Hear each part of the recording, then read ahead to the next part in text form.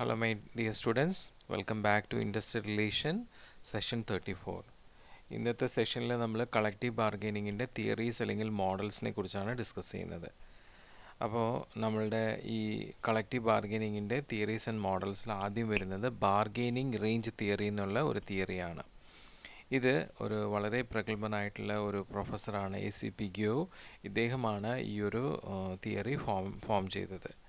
ഈ തിയറി അനുസരിച്ചിട്ട് നമ്മളുടെ ബാർഗെയിനിങ് കളക്റ്റീവ് ബാർഗെയിനിങ്ങിൽ ലേബറും മാനേജ്മെൻറ്റും എന്ത് ചെയ്യുന്നുണ്ട്, രണ്ട് ലിമിറ്റുകൾ. ഇപ്പോൾ മിക്കവാറും കളക്റ്റീവ് ബാർഗെയിനിങ് നടത്തുന്നത് വേജസിന് വേണ്ടിയിട്ടാണ്.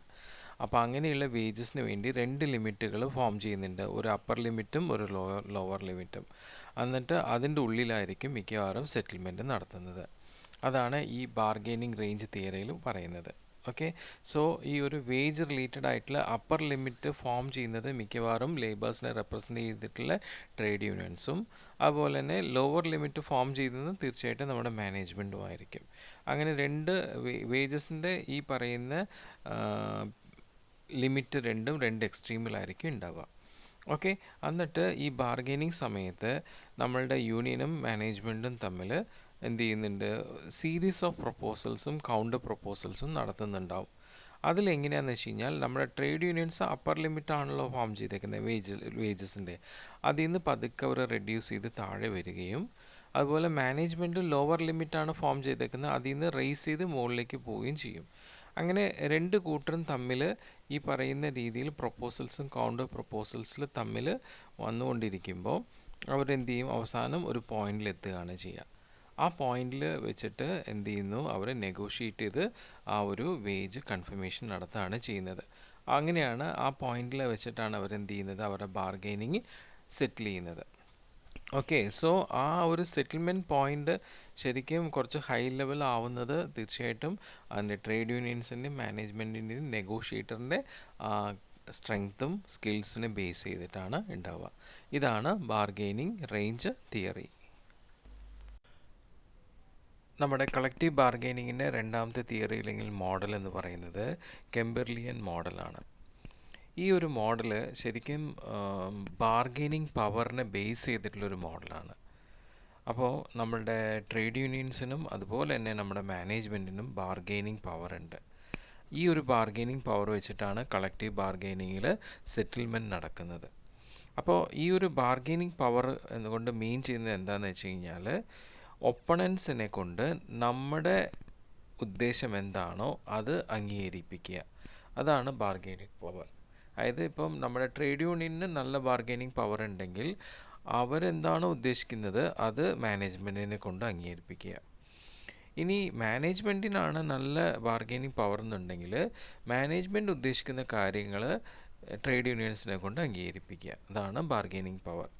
അപ്പോൾ അങ്ങനെ ട്രേഡ് യൂണിയൻ്റെ ബാർഗെയിനിങ് പവർ എന്ന് പറയുന്നത് മാനേജ്മെൻറ്റിൻ്റെ വില്ലിങ്നെസ്സാണ് ട്രേഡ് യൂണിയൻസിൻ്റെ ടേംസ് അല്ലെങ്കിൽ ഡിമാൻഡ്സിനെ അഗ്രി ചെയ്യുന്നത്.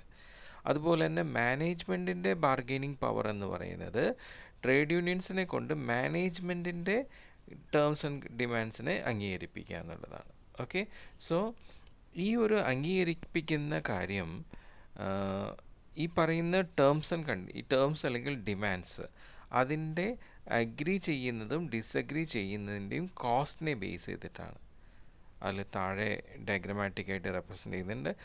അത് വെച്ച് നമുക്ക് വ്യക്തമായിട്ട് മനസ്സിലാക്കാൻ പറ്റും. ആദ്യം നമ്മൾ നോക്കുന്നത് ട്രേഡ് യൂണിയൻ്റെ ബാർഗെയിനിങ് പവർ. ട്രേഡ് യൂണിയൻ്റെ ബാർഗെയിനിങ് പവർ എന്ന് പറയുന്നത് എത്രമാത്രം ട്രേഡ് യൂണിയൻ അതിൻ്റെ ഡിമാൻഡ്സിനെ മാനേജ്മെൻറ്റിനെ കൊണ്ട് അക്സെപ്റ്റ് ചെയ്യിപ്പിക്കുക എന്നുള്ളത്, അഗ്രി ചെയ്യിപ്പിക്കുക എന്നുള്ളത് വെച്ചിട്ടാണ്. അപ്പം ട്രേഡ് യൂണിയനിൻ്റെ ബാർഗെയിനിങ് പവർ എന്ന് പറയുന്നത് ഈ പറയുന്ന ട്രേഡ് യൂണിയൻ്റെ ഡിമാൻഡിനെ അഗ്രി ചെയ്യാനുണ്ടാവുന്ന കോസ്റ്റ്. ഓക്കെ, ഡിസഗ്രി ചെയ്താലും കോസ്റ്റ് ഉണ്ടാവും, അഗ്രി ചെയ്താലും കോസ്റ്റ് ഉണ്ടാവും. അതിനെക്കുറിച്ച് മാനേജ്മെൻറ്റ് എങ്ങനെയാണ് പെർസീവ് ചെയ്യുന്നത് അതിനെ ബേസ് ചെയ്തിട്ടാണ്. അതാണ് MCD. MCD എന്ന് പറയുമ്പോൾ management perceived cost of disagreeing with the unions terms. പിന്നെ MCA management perceived cost of agreeing with the trade unions. അപ്പോൾ സപ്പോസ് ഇപ്പോൾ മാനേജ്മെൻറ്റ് വിചാരിക്കുകയാണ് ട്രേഡ് യൂണിയൻ ഉന്നയിച്ചിട്ടുള്ള ഡിമാൻഡ് അത് നമ്മൾ അഗ്രി ചെയ്യുകയാണെങ്കിൽ അഗ്രി ചെയ്താലും അതിനൊരു കോസ്റ്റ് ഉണ്ടാവും, ഡിസഗ്രി ചെയ്താലും കോസ്റ്റ് ഉണ്ടാവും. അത് അഗ്രി ചെയ്യുന്ന കോസ്റ്റ് ഡിസഗ്രി ചെയ്യുന്ന കോസ്റ്റിനെക്കാട്ടിലും കൂടുതലാണെങ്കിൽ ഇറ്റ്സ് ബെറ്റർ ടു ഡിസഗ്രി, അല്ലേ? അപ്പോൾ എന്ത് ചെയ്യും? മാനേജ്മെൻറ്റ് ഡിസഗ്രി ചെയ്യും. അപ്പോൾ ശരിക്കും അങ്ങനെ ഡിസഗ്രി ചെയ്യുമ്പോൾ ട്രേഡ് യൂണിയൻസിൻ്റെ ഡിമാൻഡ്സ് മാനേജ്മെൻറ്റ് അംഗീകരിക്കുന്നില്ല. അപ്പോൾ സ്വാഭാവികമായിട്ടും ട്രേഡ് യൂണിയൻ്റെ ബാർഗെയിനിങ് പവർ കുറവാണ്, ലെസ് ദൻ 1 ആയിട്ടാണ് ഇവിടെ കാണുന്നത്. ഇനി അതേസമയം മാനേജ്മെൻറ്റ് നോക്കുകയാണ്, നമ്മളുടെ ട്രേഡ് യൂണിയൻസിൻ്റെ ഡിമാൻഡ്സിനെ ഡിസഗ്രി ചെയ്യുന്ന കോസ്റ്റ് അത് അഗ്രി ചെയ്യുന്ന കോസ്റ്റിലും കൂടുതലാണെങ്കിൽ സ്വാഭാവികമായിട്ടും മാനേജ്മെൻറ്റ് എന്ത് തീരുമാനിക്കും?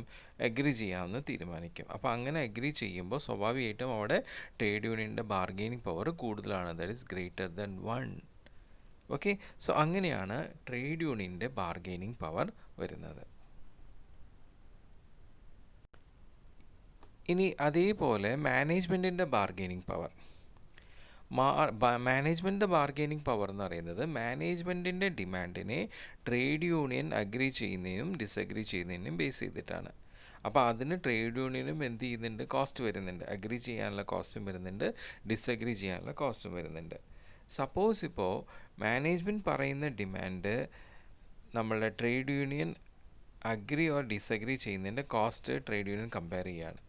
അപ്പോൾ ആദ്യം നോക്കുമ്പോൾ അഗ്രി ചെയ്യുമ്പോൾ ഉള്ള കോസ്റ്റ് ഡിസഗ്രി ചെയ്യുന്നതിൻ്റെ കോസ്റ്റിലും കൂടുതലാണെങ്കിൽ സ്വാഭാവികമായിട്ടും ട്രേഡ് യൂണിയൻ എന്ത് ചെയ്യും? അത് ഡിസഗ്രി ചെയ്യും. അപ്പോൾ അവിടെ മാനേജ്മെൻറ്റിൻ്റെ ബാർഗെയിനിങ് പവർ കുറവായിട്ടാണ് മനസ്സിലാക്കാൻ പറ്റുക. ഇനി രണ്ടാമത്തെ ഇൻസ്റ്റൻസിൽ എങ്ങനെയാണെന്ന് വെച്ച് കഴിഞ്ഞാൽ നമ്മുടെ ട്രേഡ് യൂണിയന് മാനേജ്മെൻറ്റ് ഡിമാൻഡ്സ് അല്ലെങ്കിൽ ടേംസ് അഗ്രി ചെയ്യുമ്പോൾ ഉള്ള കോസ്റ്റ് ഡിസഗ്രി ചെയ്യുമ്പോഴുള്ള കോസ്റ്റിലും കുറവാണെങ്കിൽ, ഡിസഗ്രി ചെയ്യുന്ന കോസ്റ്റാണ് കൂടുതൽ, അപ്പോൾ അഗ്രി ചെയ്യുന്ന കോസ്റ്റ് കുറവാണെങ്കിൽ അവരെന്ത് ചെയ്യും? കുറവായിട്ടുള്ള അഗ്രി ചെയ്യേണ്ട ആ കോസ്റ്റിനെ നോക്കിയിട്ട് അവരുടെ ഡിമാൻഡ് അംഗീകരിക്കും. ഓക്കെ, സോ അതാണ് ഇവിടെ ബാർഗെയിനിങ് പവർ വരുന്നത്. ഓക്കെ, സോ മാനേജ്മെൻറ്റിൻ്റെ ബാർഗെയിനിങ് പവർ എന്ന് പറയുമ്പോൾ ഇവിടെ നമ്മളുടെ എന്താണ്? ട്രേഡ് യൂണിയൻസിനെ കൊണ്ട് മാനേജ്മെൻറ്റ് ഡിമാൻഡ്സിനെ അംഗീകരിക്കുക എന്നുള്ളതാണ്. ഓക്കെ, അതാണ് വരുന്നത്. അപ്പോൾ അങ്ങനെ ഇതിനെ ബേസ് ചെയ്തിട്ടാണ് ബാർഗെയിനിങ് പവർ വരുന്നത്. അപ്പോൾ ഈ ബാർഗെയിനിങ് പവറിൻ്റെ ഒരു നേച്ചർ എന്ന് പറഞ്ഞാൽ, ഒരാളുടെ ബാർഗെയിനിങ് പവർ സ്ട്രോങ് ആണെങ്കിൽ അതിൽ ഒരു പാർട്ടി അഗ്രി ചെയ്യുകയും ഒരു പാർട്ടി ഡിസഗ്രി ചെയ്യുകയും ചെയ്യും. ഇപ്പോൾ ഞാൻ നേരത്തെ പറഞ്ഞ കേസിൽ ട്രേഡ് യൂണിയൻ നല്ല ബാർഗെയിനിങ് പവർ ഉള്ളതാണെന്ന് വിചാരിക്കാം. അപ്പോൾ ട്രേഡ് യൂണിയൻ നല്ല ബാർഗെയിനിങ് പവർ ആണെങ്കിൽ എന്താണ്? മാനേജ്മെൻറ്റ് അതിനെ അഗ്രി ചെയ്യാനുള്ള കോസ്റ്റ് കുറവായി കണ്ടിട്ടുണ്ട്. അപ്പോൾ അതുകൊണ്ട് അവരെന്ത് ചെയ്തു? ട്രേഡ് യൂണിയൻ്റെ ഡിമാൻഡ് അംഗീകരിച്ചു, അല്ലേ? അപ്പോൾ നമ്മുടെ മാനേജ്മെൻറ്റിൻ്റെ ബാർഗെയിനിങ് പവർ ആ സമയത്ത് എങ്ങനെയാണ്? മാനേജ്മെൻറ്റിൻ്റെ ബാർഗെയിനിങ് പവർ എങ്ങനെയാണെന്ന് വെച്ച് കഴിഞ്ഞാൽ, ഈ പറയുന്ന മാനേജ്മെൻറ്റിൻ്റെ ടേംസ്, അല്ലേ? മാനേജ്മെൻറ്റിൻ്റെ ടേംസ് എന്ത് ചെയ്യുന്നു? ഡിസഗ്രി ചെയ്യുകയാണ് ചെയ്തത്, അല്ലേ? മാനേജ്മെൻറ്റ് ടേംസ് ഡിസഗ്രി ചെയ്യുകയാണ് ചെയ്തത്. അപ്പോൾ അവിടെ എന്തായി? മാനേജ്മെൻറ്റിൻ്റെ പവർ കുറവാണ്. അപ്പോൾ അതാ പറഞ്ഞത്, ഏതെങ്കിലും ഒരു വ്യക്തിക്ക് ബാർഗെയിനിങ് പവർ കൂടുതലാണെങ്കിൽ അവിടെ ഒരാൾ ഡിസഗ്രി ചെയ്യും, ഒരാൾ അഗ്രി ചെയ്യുകയും ചെയ്യുന്നു. ഓക്കെ, ഇനി നമ്മുടെ ഈ ബാർഗെയിനിങ് പവർ എപ്പോഴും ഈ വേജ് ഇൻക്രീസിൻ്റെ സൈസിനെ ഡിപ്പെൻഡ് ചെയ്തിട്ടാണ് എന്ന് പറയുന്നു. ഓക്കെ, അപ്പോൾ ഈ ചെമ്പർലിയൻ അല്ലെങ്കിൽ കേംബർലിയൻ മോഡലിൽ ചിലപ്പോൾ മിസ് ജഡ്ജ്മെൻറ്റ്സ് വരാൻ സാധ്യതയുണ്ട്. ഓക്കെ, സോ എന്താണെന്ന് വെച്ച് കഴിഞ്ഞാൽ, ഇപ്പോൾ നമ്മളുടെ ഈ ട്രേഡ് യൂണിയൻസ് എംപ്ലോയീസിനെ റെപ്രസെൻ്റ് ചെയ്ത ട്രേഡ് യൂണിയൻസും അതുപോലെ എംപ്ലോയേഴ്സും തമ്മിൽ കളക്റ്റീവ് ബാർഗെയിനിങ് നടത്തുമ്പോൾ എന്ത് വെച്ച് കഴിഞ്ഞാൽ, നമ്മുടെ എംപ്ലോയർ ഇപ്പോൾ മാക്സിമം ഓഫർ കൊടുക്കുക എന്ന് വിചാരിക്കുക, സോ ദാറ്റ് നമ്മളുടെ എംപ്ലോയീസ് എന്ത് ചെയ്യുന്നില്ല, സ്ട്രൈക്ക് അങ്ങനത്തെ കാര്യങ്ങളിലേക്കൊന്നും പോവാതിരിക്കാൻ വേണ്ടിയിട്ട്. അപ്പോൾ അത് ശരിക്കും ഒരു മിസ്ജഡ്ജ്മെൻ്റ് ആണ് വരുന്നത്. ശരിക്കും ഇവർ കൂടുതൽ സ്ട്രൈക്കും കാര്യങ്ങളൊന്നും പോവാതിരിക്കാൻ വേണ്ടിയിട്ട് മാനേജ്മെൻറ്റിനെ ഫോഴ്സ് ചെയ്യുന്ന പോലെ. ഓക്കെ, സോ അത് ചിലപ്പോൾ മിസ്ജഡ്ജ്മെൻറ്റ് വരാറുണ്ട്. ഓക്കെ, പിന്നെ ചിലപ്പോൾ എന്താ വെച്ച് കഴിഞ്ഞാൽ, ഈ കളക്റ്റീവ് ബാർഗെയിനിങ്ങിൽ ശരിക്കും ഒരു ബാർഗെയിനിങ് ഇപ്പോൾ രണ്ടുപേർക്കും ഒരു പവർ ഇല്ലാതെ ഏകദേശം സമാനമായിട്ടുള്ള രീതിയിലുള്ള കൂട്ടരാണെങ്കിൽ കോംപ്രമൈസ് ഓഫേഴ്സ് വരാറുണ്ട്, അങ്ങനെ കൊടുക്കാറുണ്ട്. പിന്നെ പലപ്പോഴും ഈ ശരിക്കും ഈ കെമ്പലിയൻ മോഡൽ അനുസരിച്ചിട്ട് ഒരാൾ അഗ്രി ചെയ്യും, മറ്റൊരാൾ ഡിസഗ്രി ചെയ്യുമ്പോഴാണ് ഈ കളക്റ്റീവ് ബാർഗൈനിങ് പവർ അനുസരിച്ച് കളക്റ്റീവ് ബാർഗൈനിങ് ഉണ്ടാവുക എന്ന് പറഞ്ഞല്ലോ. അപ്പോൾ പലപ്പോഴും ഈ കോസ്റ്റ് ഓഫ് ഡിസഗ്രിങ് ഇൻക്രീസ് ചെയ്യുന്നത് ബലവന്തമായിട്ടും, അതുപോലെ തന്നെ കോസ്റ്റ് ഓഫ് അഗ്രിയിങ് റെഡ്യൂസ് ചെയ്യുന്നത് പ്രേരകമായിട്ടുള്ള രീതിയിൽ വരുമ്പോഴാണ് അത് സംഭവിക്കുന്നത്. അതെല്ലായ്പ്പോഴും സംഭവിക്കണമെന്നില്ല. ഓക്കെ. പിന്നെ നമ്മളുടെ എക്കണോമിക് എൻവയോൺമെൻറ്റ്, അതുപോലെ നമ്മുടെ മാക്രോ എക്കണോമിയുടെയൊക്കെ ഇത് അനുസരിച്ച് ഈ പറയുന്ന ഈ എൻവയോൺമെൻ്റ് എല്ലാം നമ്മുടെ രണ്ട് പാർട്ടീസിൻ്റെയും ബാർഗൈനിങ് പവറിനെ വളരെ ഗണ്യമായിട്ട് ബാധിക്കാറുണ്ട്. ഓക്കെ. സോ അതാണ് കെമ്പർലിയൻ മോഡൽ. ഇനി നെക്സ്റ്റ് വരുന്നത് ഹിഗ്സ് ബാർഗൈനിങ് മോഡൽ. ഈ മോഡൽ അനുസരിച്ചിട്ട് പറയുന്ന ഒരു കാര്യം എന്ന് വെച്ച് കഴിഞ്ഞാൽ, നമ്മളുടെ കളക്റ്റീവ് ബാർഗൈനിങ് എപ്പോഴും രണ്ട് കാര്യത്തിന് ആസ്പദമാക്കിയിട്ടുള്ളതാണ്. എന്തെന്ന് വെച്ച് കഴിഞ്ഞാൽ, ഇപ്പോൾ സപ്പോസ് ബാർഗൈനിങ് ചെയ്യുന്ന സമയത്ത് അവർ വർക്ക് സ്റ്റോപ്പ് ചെയ്യുകയാണെങ്കിൽ ആ വർക്ക് സ്റ്റോപ്പ് ചെയ്യുന്നതിൻ്റെ ലെങ്ത്തും അതിൻ്റെ കോസ്റ്റിനെ ബേസ് ചെയ്തിട്ടാണ് ബാർഗൈനിങ് വരുന്നതെന്ന് പറയുന്നു. ഓക്കെ. സോ വർക്ക് സ്റ്റോപ്പ്, ഇപ്പോൾ ഇത്ര ദിവസം വർക്ക് സ്റ്റോപ്പ് ചെയ്യുകയാണ്, ഇനി ഒരു തീരുമാനം എടുത്തിട്ട് മതി ബാക്കിയുള്ള കാര്യങ്ങൾ എന്ന് പറഞ്ഞ് വർക്ക് സ്റ്റോപ്പ് ചെയ്യാണ്. അപ്പോൾ അങ്ങനെ സ്റ്റോപ്പ് ചെയ്യുമ്പോൾ അതിൻ്റെ ലെങ്ത്തും ആ ലെങ്ത് അനുസരിച്ചുള്ള കോസ്റ്റ്, ഇപ്പോൾ വർക്ക് സ്റ്റോപ്പേജ് നടത്തുന്നതുകൊണ്ട് ബെനിഫിറ്റ് എന്താണ് ഉണ്ടാവുക, അതിന് എന്തുമാത്രം കോസ്റ്റ് വരുന്നുണ്ട്, അതിനെ ബേസ് ചെയ്തിട്ടാണ് ബാർഗൈനിങ് നടത്തുന്നത് എന്നാണ് ഹിഗ്സ് ബാർഗൈനിങ് മോഡൽ പറയുന്നത്. ഓക്കെ. സോ ഈ വർക്ക് സ്റ്റോപ്പേജ് നടക്കുമ്പോൾ സ്വാഭാവികമായിട്ടും നമ്മളുടെ മാനേജ്മെൻറ്റ് ഓഫ് കോഴ്സ് നഷ്ടമാണ് ഉണ്ടാവുന്നത്, അല്ലേ? അത്രയും ദിവസത്തെ പ്രൊഡക്ഷൻ ഇല്ലാതാവുന്നു. പക്ഷെ വർക്കേഴ്സിന് അതിനുള്ള ബെനിഫിറ്റ് കിട്ടാൻ വേണ്ടിയിട്ടാണ് അവർ ഡിമാൻഡ് ചെയ്യുന്നത്. ഓക്കെ. സോ എന്ത് ചെയ്യുന്നു, ആ സ്റ്റോപ്പേജ് കൊണ്ട് മാനേജ്മെൻറ്റിന് ദോഷം വരാത്തതും, അതുപോലെ എംപ്ലോയീസിന് ബെനിഫിറ്റ്, അവരുടെ വേജിൽ കൂടുതൽ ബെനിഫിറ്റ് കിട്ടാവുന്ന രീതിയിലായിരിക്കും എന്ത് ചെയ്യുന്നത്, അവർ ബാർഗൈനിങ് നടത്തുന്നത്. അതാണ് ഹിഗ്സ് ബാർഗൈനിങ് മോഡൽ. ശരിക്കും പറഞ്ഞാൽ ഈ പറയുന്ന എംപ്ലോയീസിൻ്റെ പ്രോബ്ലത്തിന് ഉള്ള ഒരു വലിയ സൊല്യൂഷനാണ് കളക്റ്റീവ് ബാർഗൈനിങ്. അപ്പോൾ ഈ കളക്റ്റീവ് ബാർഗൈനിങ്ങിൽ അവരുടെ പ്രോബ്ലം സെറ്റിൽ ചെയ്തില്ലെങ്കിൽ പിന്നെ അന്തിമമായി എടുക്കുന്നതാണ് സ്ട്രൈക്കും കാര്യങ്ങളൊക്കെ. അപ്പോൾ ഈ ഹിഗ്സ് മോഡലിൽ ഈ സ്ട്രൈക്കിൻ്റെ ലെങ്ത്തും അതിൻ്റെ കോസ്റ്റുമാണല്ലോ മെയിനായിട്ട് ഉദ്ദേശിക്കുന്നത് കളക്റ്റീവ് ബാർഗൈനിങ്ങിൽ. അപ്പോൾ ട്രേഡ് യൂണിയൻ ഇല്ലാതെ തന്നെ എംപ്ലോയി ആയിട്ട് ഇടപെടാനുള്ള പ്രവണതയാണ് ഈ ഒരു മോഡൽ അനുസരിച്ച് വരുന്നത്. അപ്പോൾ ഒരു വേജിൻ്റെ എന്തെങ്കിലും ചേഞ്ചസ് മാനേജ്മെൻറ്റ് വരുത്തുമ്പോൾ അത് കൂടുതൽ മെച്ചപ്പെട്ട രീതിയിൽ കിട്ടാൻ വേണ്ടിയിട്ട് ഈ എംപ്ലോയീസ് എന്ത് ചെയ്യുന്നു വെച്ച് കഴിഞ്ഞാൽ, അവർ ഇതുകൊണ്ട് സെറ്റിൽ ചെയ്യാൻ പറ്റാത്തതിന് ഇനി സ്ട്രൈക്ക് എടുക്കും എന്നുള്ളതും, ആ സ്ട്രൈക്കിൻ്റെ ലെങ്ത്ത് എത്രമാത്രം നീളും എന്നുള്ളതിനെ കുറിച്ച് അവർ നമ്മുടെ മാനേജ്മെൻറ്റിനെ ബോധ്യപ്പെടുത്തും. അപ്പോൾ ആ നീളുന്നതനുസരിച്ച് സ്വാഭാവികമായിട്ട് ഇവർക്ക് ഒരുപാട് നഷ്ടം വരും. അതിലും ഭേദം ഇവർക്ക് വേജസ് കൂടുതൽ കൊടുക്കാം എന്നുള്ള രീതിയിലാണ് വരിക. അപ്പോൾ അങ്ങനെയാണ് ഈ ഒരു തിയറി പറയുന്നത്. അപ്പോൾ ഈ ഹൈഗ്സ് മോഡലിൽ നമ്മൾ വേജസ് കുറേ കൂടി ബെറ്റർ ആയിട്ടുള്ള രീതിയിൽ സെറ്റിൽമെൻറ്റ് ചെയ്യാനാണ് നമ്മൾ ഉദ്ദേശിക്കുന്നുണ്ടെങ്കിലും, നമ്മൾ ആദ്യം കണ്ട ബാർഗൈനിങ് റേഞ്ച് തിയറിയിൽ അത്രയും വരുന്നില്ല, അല്ലേ? ഒരാൾ ഹൈ ഡിമാൻഡും ഒരാൾ ലോ ഡിമാൻഡ്, ഹൈ വേജും ലോ വേജും, എന്നിട്ട് ഹൈ വേജുകാർ കുറച്ച് കൊണ്ടുവരും, ലോ വേജുകാർ കൂട്ടി കൊണ്ടുവന്ന് ഒരു പോയിന്റിലെത്തും.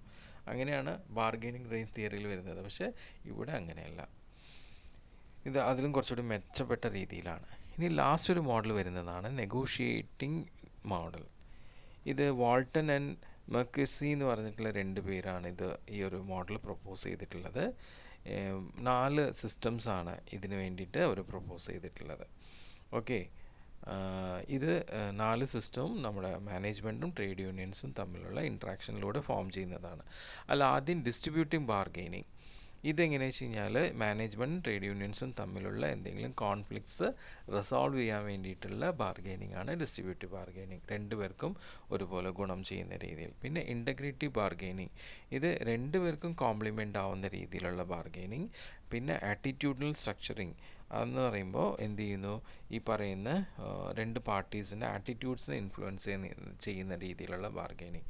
പിന്നെ ലാസ്റ്റ് ഇൻട്രാ ഓർഗനൈസേഷണൽ ബാർഗെയിനിങ്, അതായത് നമ്മളുടെ രണ്ട് ഗ്രൂപ്പുകളും, അതായത് നമ്മുടെ ഇൻട്രാക്റ്റിംഗ് ഗ്രൂപ്പ് എന്ന് പറയുന്നത് ഇവിടെ മാനേജ്മെൻറ്റും അതുപോലെ തന്നെ എംപ്ലോയീസിൻ്റെ ട്രേഡ് യൂണിയൻസും ആണല്ലോ. സോ ഇവർ തമ്മിൽ നല്ല ഒരു പൊതുധാരണയിൽ എത്തുക, രണ്ടുപേർക്കും ഉപയോഗപ്രദമായിട്ടുള്ള ഒരു പൊതുധാരണയിൽ എത്തിക്കൊണ്ടുള്ള രണ്ടുപേർക്കും സമ്മതമായിട്ടുള്ള ഒരു രീതിയിൽ ബാർഗെയിനിങ് നടത്തുക, അതാണ് ഇൻട്രാ ഓർഗനൈസേഷണൽ ബാർഗെയിനിങ്. അപ്പോൾ ഇത്രയാണ് നമുക്ക് കളക്റ്റീവ് ബാർഗെയിനിങ് മോഡൽസ് വരുന്നത്, അല്ലെങ്കിൽ തിയറീസ് വരുന്നത്. ഓക്കെ.